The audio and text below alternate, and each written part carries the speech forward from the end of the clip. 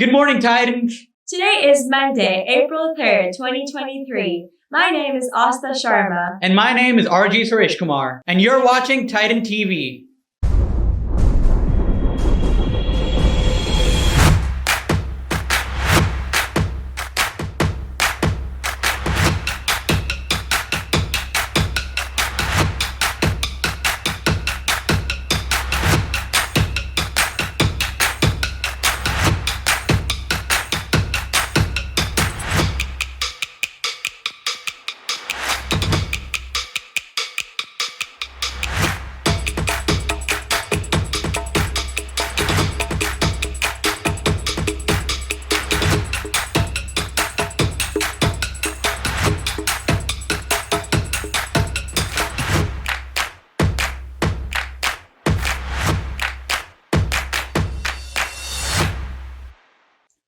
The month of April is dedicated to honoring the deaf population in our community. In honor of this, Vinian talked about our Titan ASL students and our ASL teacher, Ms. Gillespie, about how ASL helps deaf people communicate with others. Here's Vinian with more information. Hey Titans, Vinian here. When we think of April, we usually think of April Fool's Day, Easter, and Earth Day. But April is also National Deaf History Month. Here at Centennial, one of the courses to help facilitate and communicate with people who are audibly impaired is American Sign Language, or ASL for short. Here's Ms. Gillespie with more information. ASL helps deaf people communicate with other people. Without it, they don't have a language. The facial expressions are important, the hand shapes, everything, and they get very excited whenever they go somewhere and somebody knows sign language. I have lots of students, current and former, who always are excited when they run into a deaf person and can make their day by just finger spelling something, if it's something as little as that, so they can communicate. Ms. Gillespie explained some of the history behind the formation of ASL. ASL started years ago in 1800s. There was a man named Gallaudet, and his neighbor, Alice Cogswell, was deaf, and he felt bad that Alice didn't have a language and that she was being left behind. And so he found out about Laurent Clerc in France, and he had created French Sign Language. So long story short, Gallaudet got Laurent Clerc to come over to the U.S., and they created American Sign Language and started the first school for the deaf. She also tells us what not to assume when you meet someone who is deaf. Make sure that you don't just assume that they can read lips. Not everybody can read lips that are deaf. Not all deaf people can get a hearing aid or a cochlear implant. That is a surgically implanted device. It just depends on the severity or less severity of their hearing. Not all deaf people are the same. Some people prefer to sign. Some people prefer to read lips. Some like their cochlear implant. Some people don't like their cochlear implant or their hearing aids. So they're all different in many ways, but wonderful people, have a great culture, and would love for y'all to get to know them. Thank you, Ms. Gillespie, for informing us on this rather adjuvant program. This is Vinian with Titan TV. Thank you, Vinian. The members of the deaf community have definitely contributed to where our country is today. As we go on with the last quarter of the school year, many of our Titans do show up late to school. Let's see what our Titans have to say about them being late. Ugh, I'm late to school, just like plenty of other Centennial students. And today, we're finding out why these students are late. All right, let's see who we got first up. Hey, Ken, how you doing? Can I ask you a question? Huh? Can I ask you a question? Sure. Why are you late to school? Because I woke up late. I woke up like 8:40. Excuse me, sir, can I ask you a question? Sure. Why are you late to school? Why do I what? Why are you late to school? I don't know, just investing in the stock market, I guess. Aren't we all? No, I'm not the most timely person. For me, coming on time is like coming 10 minutes late. You know, the party starts when I come, so. Why are you late to school? Because I don't want to be here. Ooh, honesty. Thank you. We saw 3 accidents, so it slowed us down. And all together, and they were pretty mad, and they made us stop in the middle of the street so they can keep crossing by. So, I mean... I'm glad y'all survived. Yeah. Thank you. You're welcome. See, I woke up at 8. Oh. Plenty of time? I prefer my breakfast over school. We're not late to school. Oh, that's right. Well, Titans, those are our late students. And by the looks of it, I'm also late to school. So I'm Matthew Carson with Titan TV, signing out.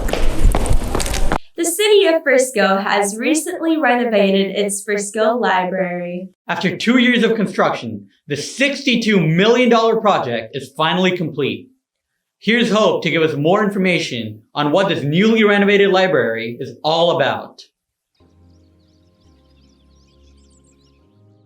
Frisco is growing at an unexpected rate, and with it comes various new multi-million-dollar facilities.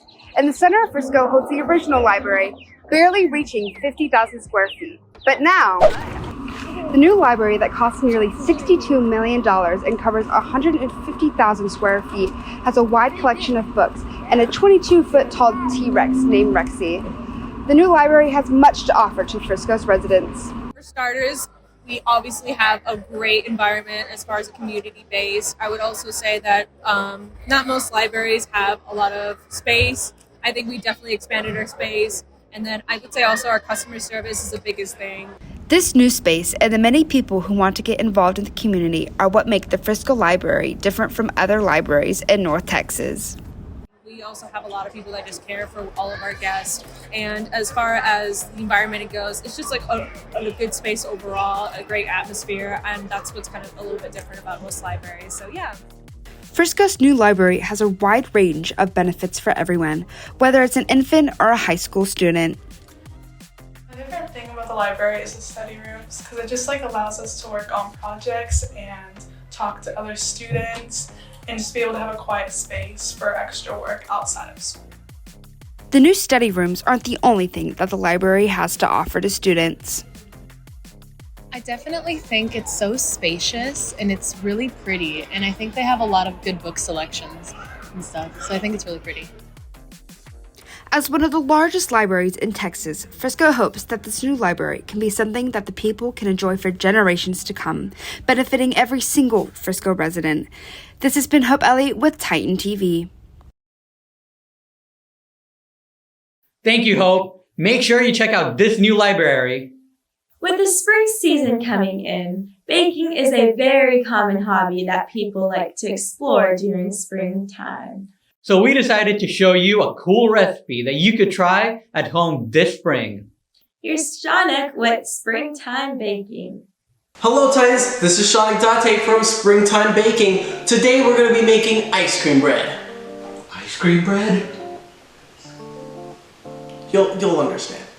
The two main ingredients that you will need is melted ice cream, that is 2 cups, and 1.5 cup of self-rising flour. The rest can be used as flavor or decorative material. First, you need to add the melted ice cream into the mixing bowl and gradually add and mix the self-rising flour. This is so that the batter is easier to whisk and will make the overall bread way smoother. Next, we're gonna put some crushed M&Ms and chocolate chips into our mixing batter. This is completely optional and you really don't have to do this.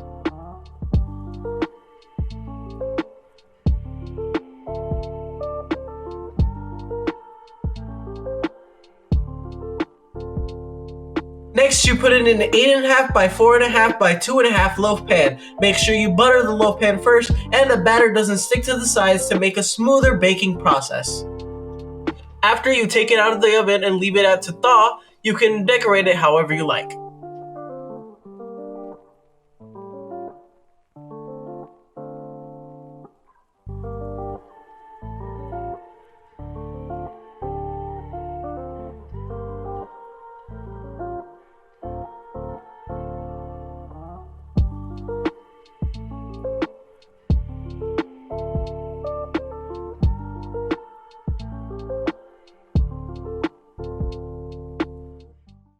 Thank you, Shanak, for showing us this recipe. Make sure to post a picture on Instagram of your own ice cream bread that you make at home. Tag Senten News to your post. It's the time of the year, Titans. The event all of you have been waiting for all year. Prom is just around the corner and is going to be happening on April 15th at Frisco Hall. Here's Gavin to tell us more information about this year's prom.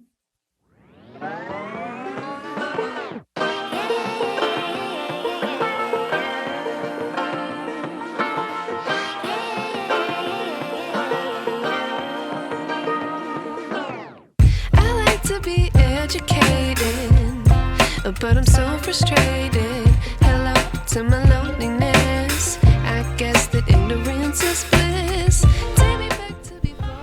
Hey Titans, prom is right around the corner and ticket sales are going on right now. Today we're bringing you one-on-one interviews with our student council to get you the best information around. This year's prom is at Frisco Hall, which is right around the corner, so it won't be a long drive for anyone, which is super great. Because of the venue, they're way more involved in letting us decorate, and because of the price of the venue, the decorations are through the roof. There are photo ops all over the place, from balloon arches to huge LED letters, everything you can imagine. So this year's prom theme is Mask the Night, or also Masquerade Ball. And we're really excited for this year's theme because we haven't really seen any other high schools do it, and we're excited to set the precedent. And in addition to having this really cool theme, we're excited to have a balloon drop and a fog machine. It's always hard at first glance. I don't wanna, but I know I gotta do it. The truth is hard to swallow. I think I'll chew it. This year, prom tickets are $75. They can be purchased at this price until April 1st on online school fees. After April 1st, they will become $100, and they can be purchased up until the day before prom, April 14th. Well, you heard it here, Titans. Get your prom tickets now and bring your best mask for the masquerade. This has been Gavin Christie with Titan TV. Back to you, RG.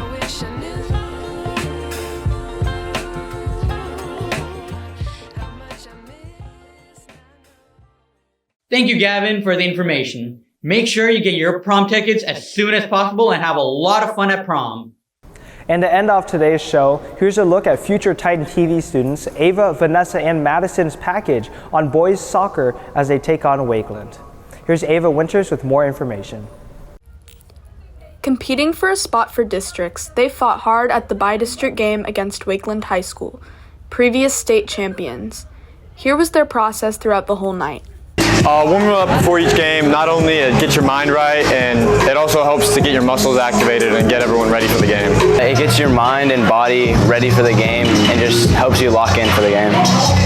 With this being their final game of the season, they certainly did not go down without a fight.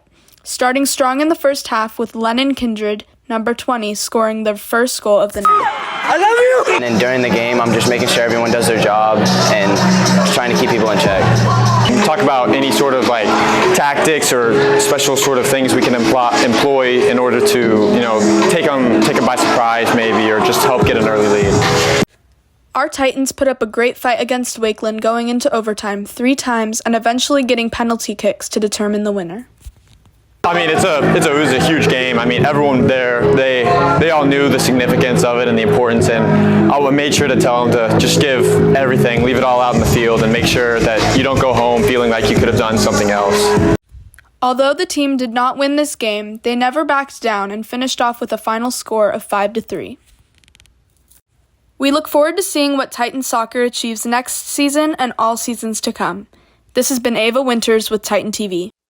Well, that is it for today, Titans. This has been Asta and RG signing off.